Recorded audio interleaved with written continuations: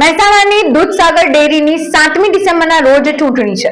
24 November સુધીમાં form ભરી શકાશે। ત્યારે વાત કરીએ મહેસાણાની દૂધસાગર ડેરીની। આગામી 7મી ડિસેમ્બરે ચૂંટણી યોજવામાં આવશે। ચૂંટણી પ્રક્રિયા માટેની મહત્વપૂર્ણ તારીખ જાહેર થઈ ગઈ છે।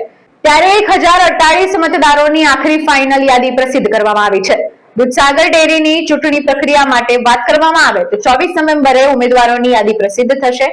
25મી નવેમ્બરે ફોર્મની ચકાસણી કરાશે અને 26મી નવેમ્બરના રોજ માન્ય ઉમેદવારી પત્રોની યાદી પ્રસિદ્ધ કરાશે। 27મી નવેમ્બરે ભરેલા ઉમેદવારી પત્રો પાછા ખેંચી શકાશે। 28મી નવેમ્બરે હરીફ ઉમેદવારોની આખરી યાદી પ્રસિદ્ધ કરાશે।